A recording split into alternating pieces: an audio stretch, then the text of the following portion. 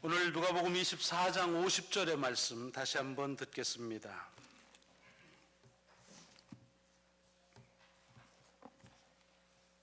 누가복음 24장 50절의 말씀입니다. 제가 봉독하겠습니다. 예수께서 그들을 데리고 베다니 앞까지 나가사 손을 들어 그들에게 축복하시더니 아멘, 아멘. 집회 가기 전에 같은 본문의 말씀을 가지고 특별히 베다니 앞까지 이르렀다는 말씀을 가지고서 말씀을 같이 상고하면서 본문을 들었습니다. 왜 베다니 앞까지 갔을까? 또 베다니 앞은 또 어디일까? 다른 번역의 베다니의 근처에 또 조금 더 지리적으로 우리가 그렇게 보면은 그것은 감람원이라고 그렇게 지칭할 수 있는 지역입니다. 근데 왜 감람원으로 갔을까? 복음서에 보면 주님께서 여러 차례 이 감람원을 찾으셨습니다. 주로 기도하시기로 찾으셔서 그래서 마지막 제자들과 함께 마지막 식사를 하신 다음에 그 감람원으로 기도하시며 가시는 것을 관습에 쫓아 또는 as usual 이라고 하는 말을 한 것을 보면 항상 기도하시러 그곳을 찾아가신 그런 기록이나 또는 예루살렘 성전에서 하나님의 말씀을 선포하신 다음에 제자들과 함께 찬미하며 간 곳이 감람원이라고 되어 있습니다. 도대체 감람원이 어디이기에 주님은 제자들과 함께 찬미하며 그곳을 찾았고 또 그곳에 기도하러 갔을까? 무소부재하신 하나님이 어디나 계시는데 왜 특정한 장소를 찾았을까? 거기엔 그만한 이유가 있다 그랬습니다. 이스라엘의 역사를 보면 감람원이라고 하는 곳은 또는 감람나무는 하나님의 약속과 아주 밀접한 비유로 많이 사용되고 있습니다. 하나님께서 이스라엘 백성, 당신의 백성을 구원하시겠다는 그 메시지가 선포된 곳이 감람원이고 그리고 그 선포된 약속이 약속대로 이루어질 곳도 감람원이고 그래서 하나님의 백성이 장차 모여질 곳을 감람원이라 그렇게 말하고 있는 것을 구약의 여러 가운데서 볼 수 있다는 말씀을 드렸습니다. 그래서 주께서는 이제 장차 당신을 통해서 이루실 그 하나님의 약속에 그 선포되어지고 실현될 그곳으로 제자들과 함께 가면서 찬미하고 또 가서 함께 기도하기를 청했던 이유를 볼 수가 있습니다. 지금도 하나님께서는 우리에게 지금 우리의 삶의 감람원으로 우리를 청하고 또 인도하신다고 믿습니다. 하나님의 약속이 선포되어지는 곳으로 하나님 우리를 인도하시고 하나님의 약속이 선포되어진 대로 그대로 실현되어지는 곳으로 인도하시고 그래서 그곳을 갈 때마다 찬미하는 마음을 갖게 하시고 그곳에 가서 기도하게 하신다. 그리고 그곳은 어디냐? 많은 곳을 우리가 지칭할 수 있지만 적어도 우리에게 있어서 그 터전은 교회다 하는 것입니다. 교회를 광의적으로 말할 수 있지만 저는 실질적으로 그 교회는 바로 우리가 섬기고 있는 바로 이 터전, 이 시간이 하나님의 약속이 선포되어지고 선포되어진 대로 실천되어짐을 같이 나누는 시간이기에 이곳으로 주께서 우리를 인도하신다고 하는 것을 믿어 의심이 없다는 말씀을 드렸습니다. 그래서 교회는 우리에게 매우 중요한 처소와 예배는 매우 중요한 시간의 의미를 갖는다 그랬습니다. 근데 그 감람원은 또 다르게 보자고 한다면 그곳은 예수께서 고난당하시기 위하여 붙잡힌 곳입니다. 선생이 붙잡힘으로 인해서 제자들의 마음에 갈등이 일어나고 걱정이 하고 심지어는 그 염려 때문에 스승을 버리고 도망갔던 곳이 감람원입니다. 그런데 주님께서는 바로 그렇게 제자들이 염려하고 걱정하고 무서워하면서 도망갔던 그곳으로 다시 불과 며칠이 지난 다음에 저들을 데리고 가셔서 그곳에서 저들을 축복하시는 모습이 오늘 본문 속에 기록되어져 있는 말씀입니다. 그리고 이것은 누가가 전하는 예수 그리스도의 전체 복음서의 맨 마지막 예수님의 이 땅에서의 모습으로 우리에게 증거하고 있습니다. 오늘 본문 50절과 51절을 이어보면 예수님께서는 저들을 축복하시면서 그 축복하는 중에 들림을 받으시는 하늘로 승천하시는 모습을 우리에게 보여주십니다.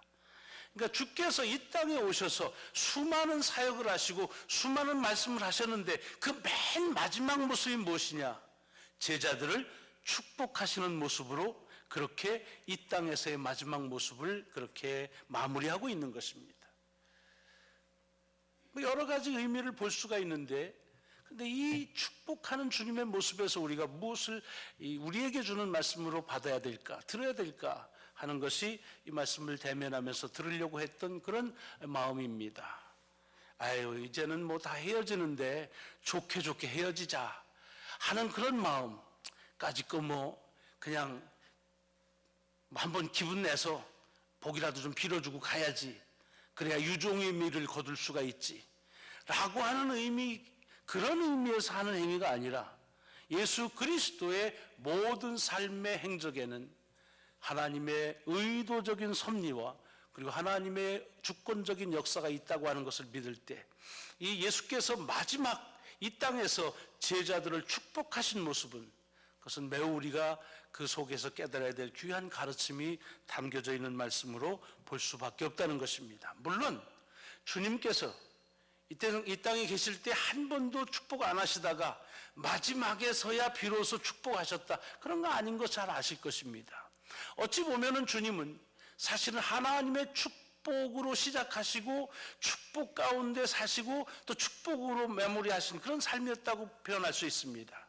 복음서를 보면은 주님께서 오실 때나 또는 그가 선포하신 것이나 다 하나님의 축복과 연관되어 있습니다.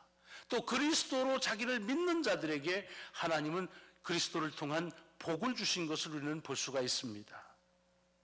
물론 또한 이것도 예수 그리스도를 통해서만 하나님의 축복이 선포되어지고 하나님의 축복이 그렇게 주어진 것은 아닙니다. 성경을 보면, 여러분, 성경은 여러 관점에서 볼 수가 있지만 오늘 하나님의 복을 주심의 관점에서 보자고 한다면 처음 시작부터 끝까지가 이 하나님의 복에 계속 연속되는 흐름이다, 이렇게 볼 수가 있습니다. 그럼 창세기 맨 처음에 보면은 하나님께서 사람을 창조하십니다. 그 창조하신 다음에 제일 먼저 하신 것이 뭐냐? 창세기 1장 7절에 보면은 어떻게 되어 있습니까? 그들을 복 주셨다고 되어 있습니다. 가끔씩 우리가 기독교의 인간론을 얘기할 때 원죄론을 말합니다. 오리지널 신이죠. 그래서 우리는 죄로부터 비롯됐다, 뭐 근거가 절대 없는 얘기는 아니지만 성서적으로 보자고 한다면 사실은 우리는 하나님의 복을 받음으로 시작된 존재들입니다. 그래서 어떤 이들은 그래서 우리 인간론을 오리지널 블레싱, 원복이라 그렇게 이름을 붙인 아마 그런 책을 보셨으리라고 생각합니다. 하나님의 축복으로 시작되고, 성경을 보면은 율법서가 뭡니까? 하나님의 말씀인데 그 말씀은 하나님의 복에 대한 규정입니다. 하나님의 복은 무엇이고 그 복을 받아 사는 삶은 어떻게 살아야 되는 그 규범들이 구약의 첫 부분에 해당되는 율법서의 말씀들입니다. 이어서 나온 역사서는 무엇입니까? 그 하나님의 복을 가지고서 잘 산 사람도 있지만 그 복에 거슬려 산 사람들의 역사가 이스라엘 역사서입니다. 예언서는 뭡니까? 그렇게 하나님의 복을 잊어버리고 또는 잃어버린 사람들에게 하나님의 복을 회복하라고 하신 말씀들이 예언서의 말씀입니다. 이어서 나오는 성문서가 뭡니까? 그것은 하나님의 복을 받아 살아간 사람들의 이야기가 성문서에 기록되어져 있습니다. 구약에 있는 말씀만 그런 건 아니지요. 그런 하나님의 축복의 말씀이 바로 사람의 몸을 입고 오신 것이 예수다, 그리스도다 하는 것이 복음의 시작입니다. 주님께서 이 땅에 오시는 것을 보면 아까도 잠깐 말씀드렸지만 시작부터 하나님의 복으로 이어집니다. 그가 태어날 것을 마리아를 통해서 예언하실 때부터 마리아에게 나타나셔서 맨 처음 천사가 한 것이 복입니다. 또한 그가 태어난 다음에 이제 엘리사벳이라는 사촌을 찾아가서 그 엘리사벳으로부터 처음 듣는 말이 복입니다. 태어난 다음에 정결의식을 행하려고 예루살렘 성전에 갔을 때 그때 이 아기 예수에게 처음 들려진 이야기가 시므온과 안나라고 하는 나이 많은 선지자들의 축복의 소리입니다. 예수께서 공생애로 시작할 때에 맨 처음 그 세례 받으시면서 들려진 하늘의 음성은 하나님의 축복에 대한 확증이었습니다. 이렇게 하나님의 축복으로 성경은 이어져 오고 예수 그리스도의 삶은 시작되었고 이제 하나님의 그 축복으로 제자들을 복주심으로 그의 삶이 마감이 되어지는 것입니다. 물론 삶이 여기서 마감되는 건 아니죠. 요한계시록을 보십시오. 요한계시록은 이 땅에서 역사가 어떻게 종결되어질지, 하나님의 심판이 어떻게 올지, 그리고 그 심판 가운데서 우리에게 어떻게 영생과 영벌로 갈려질지에 대한 우리 삶의 미래에 대한 말씀이죠. 요한이 계시록을 다 기술합니다. 어떤 재앙들이 임하고 그 재앙 속에서 하나님의 백성들은 어떻게 이어져 가고 결국에는 어떤 일이 벌어질 것 모든 걸 얘기한 다음에 22장 끝에 가보면 이런 말씀이 있습니다. 내가 이제 속히 오리니 두루마리에 성경에 쓰여져 있는 이 모든 약속을 믿는 자는 복되다 라고 하는 언급을 합니다. 결국은 계시록 장차 일어날 일들을 얘기하는 것도 뭐 사람들을 겁주고 그리고서 뭐 이렇게 경종케 하고 하는 그런 것이 아니라 어떻게 해서든지 우리의 삶이 맨 처음 시작되어진 것처럼 마지막 마무리도 하나님의 축복 가운데서 마무리될 것에 대한 그런 약속의 말씀이 성경 전체의 흐름이라고 하는 것을 이렇게 우리가 볼 수 있습니다. 이것은 그냥 제 자신의 어떤 그런 사견이 아니라 성경 속에 나타나 있는 아주 큰 하나의 흐름으로 말해도 큰 과언은 아닐 것입니다. 자, 이렇게 보면 축복이라고 하는 것은 우리 신앙 그 자체라고 말할 수 있습니다. 왜?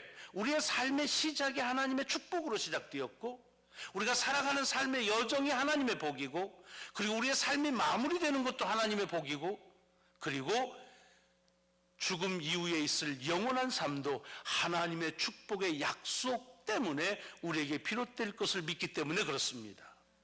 그러니까 우리 복이라고 하는 말은 신앙에 있어서 신앙이 무엇이냐라고 말할 때 그냥 그것은 복을 받는 것이다 라고 말해도 크게 과장되거나 지나침이 없다고 말씀드릴 수가 있습니다. 그런데 아마 지금 제가 이런 말씀을 드리면 여러분 마음 가운데 아마 두 가지로 갈릴 것입니다. 뭐야 그러면 기복신앙을 그대로 따르자는 것이냐 라고 하는 말을 가질 분들이 계실 겁니다. 또는 그러면 어떻게 하면 복을 받을 수 있겠느냐 하는 그런 질문이 떠오르는 분도 계실 것입니다. 이 복에 대해서는요 성경의 가르침의 근거가 아주 미약하면서도 우리 속에 굉장히 깊이 들어있는 두 가지의 건강하지 못한 복에 대한 이해가 있습니다. 건강하지 못하다는 얘기는 병들었다는 얘기입니다. 복에 대한 건강하지 못한 두 가지 이해는 뭐냐? 첫째는 복을 얘기하면 뭐 복 받으려고 믿어? 그건 기복신앙이야 라고 하는 복에 대한 기피 증세가 있는 분이 계십니다. 여러분 기피증도 건강하지 않습니다. 그런가 하면 그 반대 복 얘기만 나오면 진보따리 싸가지고 여기저기 헤매는 분들이 계십니다. 어디야? 복이 어디 있대? 거기 떴대? 여기 떴대? 그리고 여기저기 그냥 복에 대해서만 그러니까 복 중독증에 걸린 분 중독증도 건강한 거 아닙니다. 여러분 어느 편이신가요? 에이, 나야 중립이지. 그러시면 좋지요. 그러나 어느새 우리도 모르는 사이에 왜 이렇게 복에 대한 건강하지 못한 이해들로 우리가 이렇게 살아가느냐?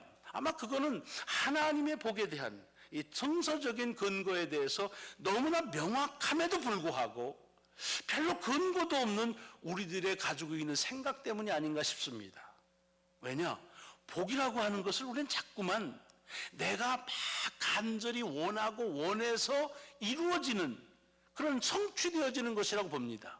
아니면은 노력해가지고서 쟁취하는 것이라고 볼 때도 있습니다. 아니면은 우리가 잘 살면 하나님께서 포상으로 주는 상여금처럼 생각하는 분도 계십니다. 전혀 틀린 말은 아니지만 성경에서 적어도 하나님이 우리를 복주심에 대해서는 아쉬운 이해일 뿐입니다. 왜냐하면 여러분 성경을 보면 예수 그리스도께서 지금 제자들을 축복하시는 이 모습도 그렇지만 아까 제가 언급해드린 창세기부터의 비롯되어지는 모든 축복의 모습들을 보면은 하나님 우리를 축복하시는 것은 내 노력의 어떤 결과로 쟁취하는 것이나 또는 내가 살아간 행실에 대한 보상이나 또는 내가 간구하는 것에 대해서 이루는 어떤 그런 목표 달성이 아니라고 하는 것입니다. 창세기 아까 말씀드린 1장에 27절에 있는 말씀을 보시면 여러분, 거기에는 사람을 창조하신 다음에 그 다음에 바로 이어서 나오는 말이 뭐라고 그랬습니까? 저들을 복 주셨다고 되어 있습니다. 하나님께서 사람을 복 주시는 일이 사람이 어떻게 사느냐 하는 것을 보시고 괜찮게 살면 복 주고 그렇지 않으면 안 주고 하는 그런 평가로 인해서 주시는 보상이라고 한다면, 하나님이 사람들을 창조하시고 하고 복 주신 그 중간에 뭔가 좀 갭이 있어야 됩니다. 창조하시고 가만히 봤더니 싹수가 있게 크고, 그리고 하는 짓이 마음에 쏙 들고, 그리고 기대 이상으로 잘하네 해서 복을 주셨다라고 해야 맞지요. 그러나 성경은 그렇게 말씀하고 있지 않습니다. 그냥 창조하신 다음에 그 다음에는 어떤 것을 하나님을 위해서 하지도 않았고 할 생각도 하지 못하던 그런 존재, 아니 하나님은커녕 자기 스스로를 위해서도 아무것도 할 수 없었던 그런 지경에서도 하나님은 저들을 복 주셨다고 되어 있습니다. 여러분, 이것이 하나님의 축복은 우리가 잘 삶으로 얻어지는 보상이 아니라고 하는 것을 우리가 극명하게 볼 수가 있습니다. 하나님의 축복은 우리의 노력에 대한 대가로 지불되는 것이 아니라고 하는 성서적인 근거로 충분합니다. 여러분, 축복하면 떠오르는 인물 있죠? 아브라함. 아브라함이 하나님의 축복을 어떻게 받았습니까? 마찬가지 아닙니까? 아브라함이 선택했습니다. 내가 많은 민족 중에 너를 택했으니까 앞으로 까불지 말고 잘해라. 정신 차리고, 그리고 좀 내 얼굴 봐서라도 좀 멋있게 살아라. 그리고 시간을 주고 사는 걸 잘 보니까 잘 사는 거예요. 내 백성으로 세운 걸 흐뭇해 하셨어요. 너무 좋아요. 그래서 복을 주셨다가 아니라는 거죠. 하나님은 택하시고 그가 왜 택했는지도 모르고, 그리고 왜 복 주시는지도 전혀 언급이 없이 저를 복 주셨다고 되어 있습니다. 하나님의 아브라함에 대한 축복은 보상이 아니라는 것입니다. 그의 삶의 결과로 얻어지는 보상 또한 아니라고 하는 것을 알 수 있습니다. 마리아를 통해서 복의 근원이 되신 하나님께서 이 땅에 오시면 어떻습니까? 마리아를 가만히 보니까 그래도 그 시대를 살아가는 처녀로서는 아주 정결하고 생각이 바르고, 그리고 몸과 마음이 다 깨끗하고, 그래서 이 마리아를 통해서 내 아들을 세상에 보내야겠다, 그래서 복을 줘야겠다라고 하는 언급이 없습니다. 왜 마리아인지 아무도 알 수가 없습니다.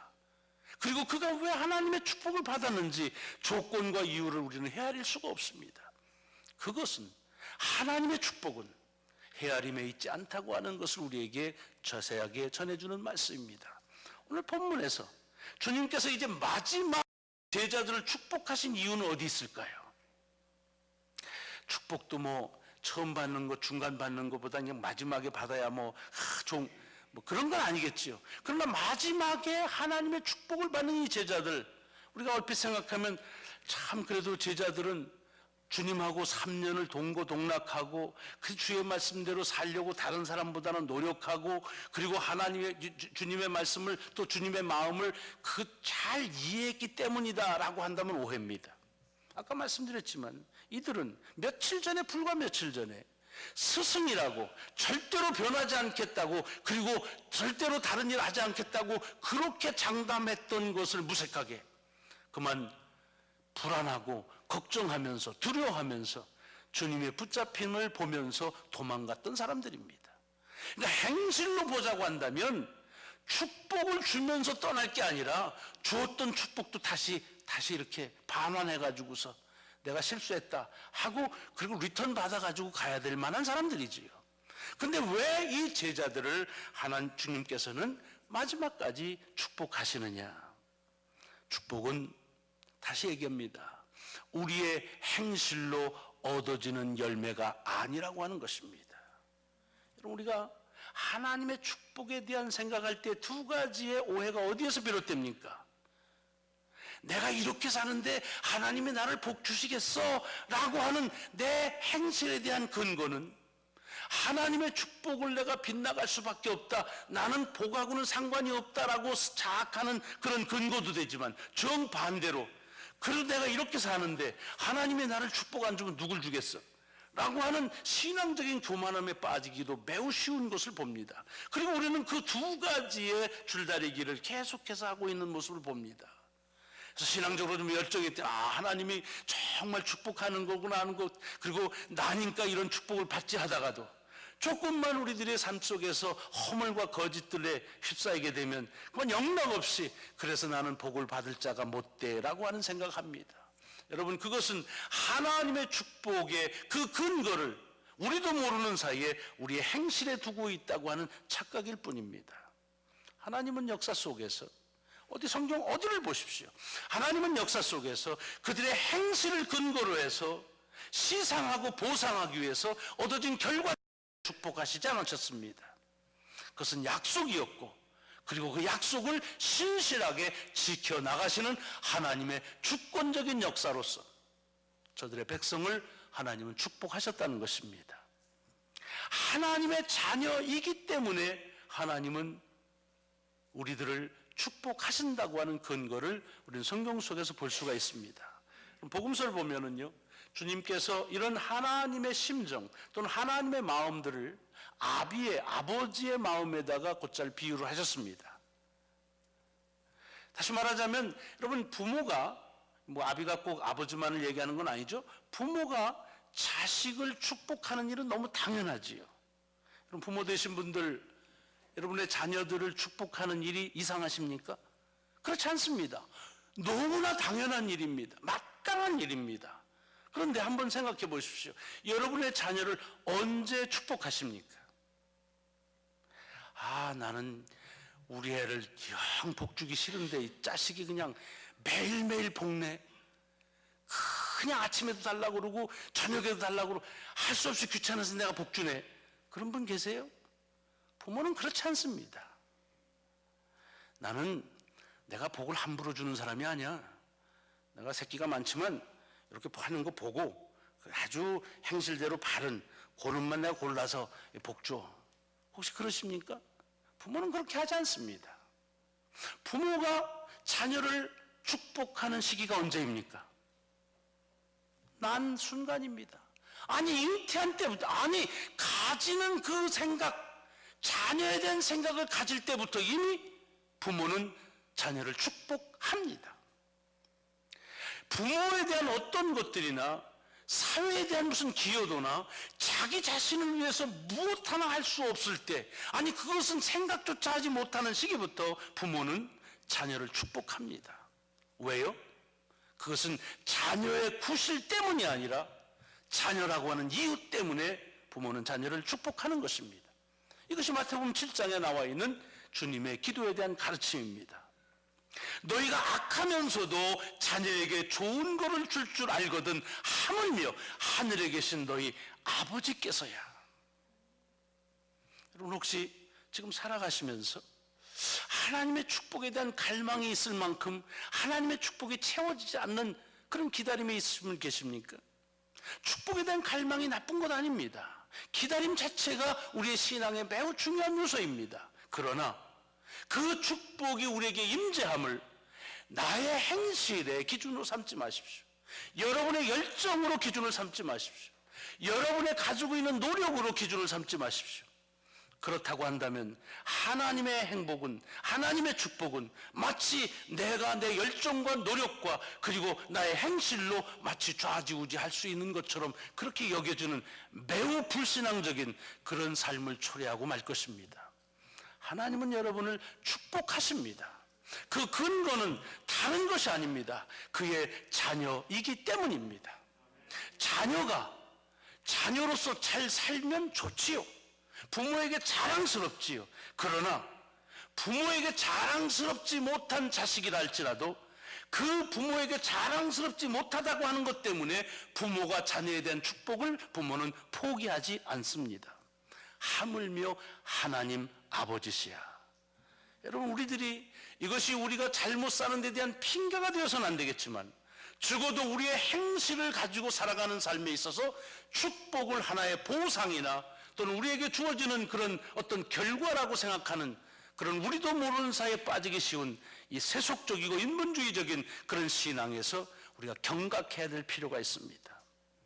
우리를 축복하시는 이유는 하나님의 자녀에 대한 약속 때문입니다.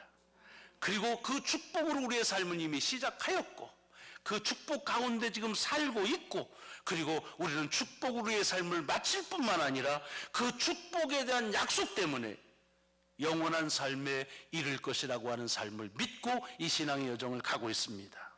물론 우리가 가는 여정 속에서 내가 원하는 대로 되어지지 않는 데 대한 안타까움이 있습니다. 또는 내가 원하는 대로 되어지는 데 대한 즐거움도 또한 경험하게 됩니다. 그러나 잠깐만 여러분의 삶을 뒤돌아보십시오. 그런 감격과 그런 답답함들이 얼만큼 우리 가운데에서 계속되어 왔는지 얼마 가지 않습니다. 사실은 그런 것들이 계속 반복될 뿐이지만 크게 보면 하나님의 축복의 줄기 가운데서, 하나님의 그 축복의 돌보심 가운데 우리는 여전히 그의 신실함 속에 있다고 하는 사실을 고백할 수밖에 없는 삶을 살고 있는 것입니다. 바라기는 이번 한 주간의 삶이 이제 시작되어진 것이 하나님의 축복으로 시작되신 것처럼 하나님의 축복 가운데 머무실 것을 믿으시고, 또 하나님의 축복 가운데서 마무리되어 주실 것을 믿으시고, 더 나아가서 우리의 삶이 언제 어디에서 머문다 할지라도 내게 허락하시는 영생에 대한 하나님의 축복의 약속 때문에 그 약속을 믿고 지키는 자에게 복 주신다는 하나님의 언약으로 인해서 복된 삶을 살 수밖에 없음을 믿으시기 바랍니다. 하나님의 자녀이기 때문입니다. 그리스도의 제자이기 때문에 주께서 저들을 축복하시면서 하늘로 승천하시는 마지막의 모습을 보여주신 것처럼 우리에게도 동일하게 하늘의 축복으로 임재하실 줄을 믿습니다. 기도하시겠습니다.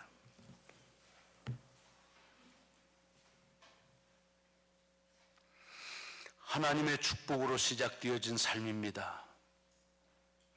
우리의 삶의 모든 여정과 단계들을 뒤돌아볼 때마다 우리가 의식하든 깨닫지 못하든 하나님의 축복의 여정이었음을 또한 고백하지 않을 수가 없습니다. 그러므로 우리가 믿습니다. 다가오는 우리의 삶의 여정 또한 주님의 축복임을 믿습니다. 주님, 저희들로 재빠른 셈을 통해서 내 삶에 대한 계산을 통해서 하나님의 축복에 대한 우리의 아쉬운 오해 가운데 머물지 말게 하옵시고, 주님이 우리를 자녀이기 때문에 축복하신 것처럼 주님께서 우리를 그리스도의 제자이기 때문에 축복하시는 것처럼 그렇게 우리의 삶이 이어질 것을 다시 한번 우리 가운데 믿게 하여 주옵소서. 한 주간의 삶이 축복의 연속일 줄로 믿습니다. 그래서 누군가가 나를 향해서 네 믿음의 삶의 여정이 무엇이냐라고 말할 때 하나님의 축복의 역사라고 고백할 수 있는 귀한 삶을 살게 하여 주옵소서. 예수 그리스도의 이름으로 감사하며 기도드리옵나이다. 아멘.